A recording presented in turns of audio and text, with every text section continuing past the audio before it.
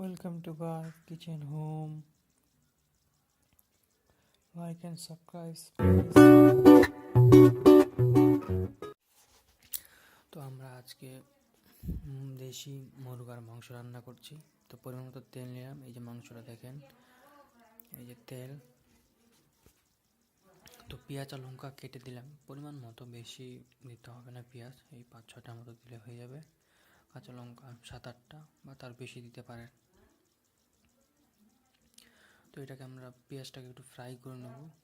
যতক্ষণ লাল হচ্ছে ততক্ষণ ফ্রাই করব।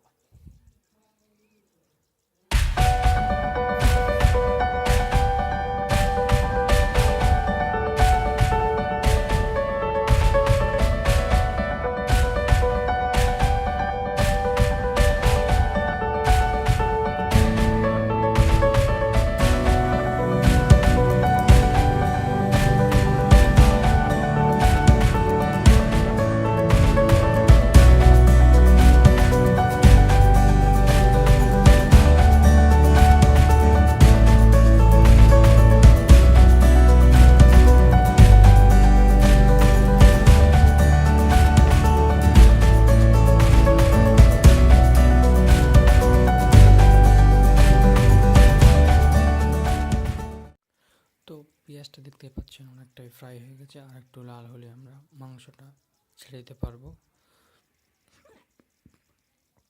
তো এভাবে আপনারা খুব সহজেই বাড়িতে দেশি মুরগার মাংস দিতে পারেন। এবার আমরা একটু মশলা দিয়ে দিলাম।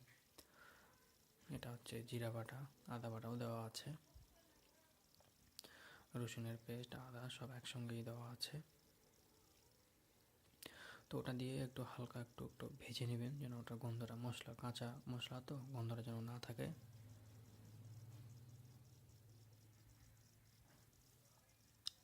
এটা হচ্ছে মাংসটা।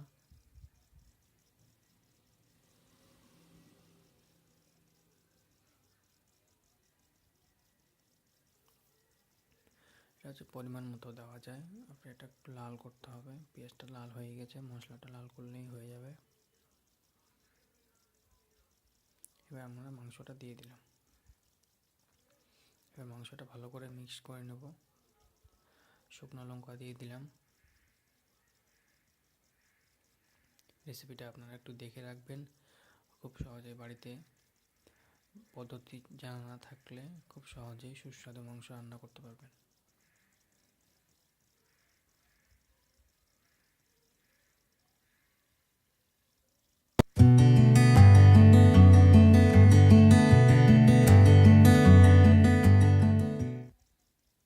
একটু ভালো করে মিক্স করে নিচ্ছি।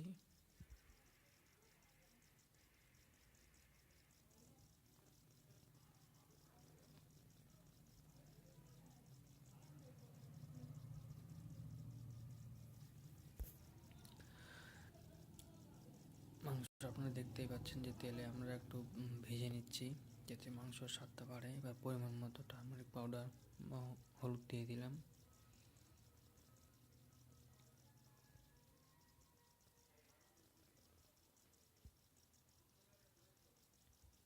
এই মাংসটাতে আপনারা অনেকে আবার কেউ আলু দেয়, টমেটো দেয়, তো সেটা হচ্ছে অপশনাল থাকে।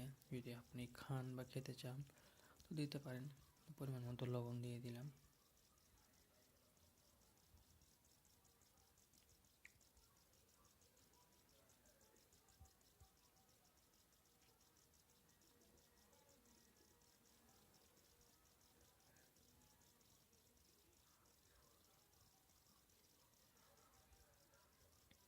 একটু লঙ্কা গুঁড়ো দিয়ে দিলাম।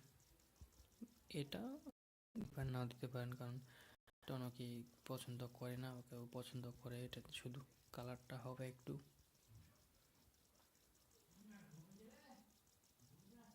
তার মধ্যে আরেকটা যেটা হচ্ছে গোলমরিচ। কেউ গোলমরিচ যদি ভালোবাসে খেতে, তাহলে গোলমরিচের ঝালটা দিতে পারে কয়েকটা।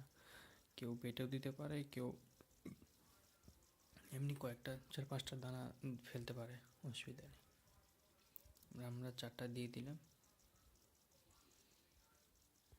এটাতে স্বাদটা খুব আরও বাড়বে।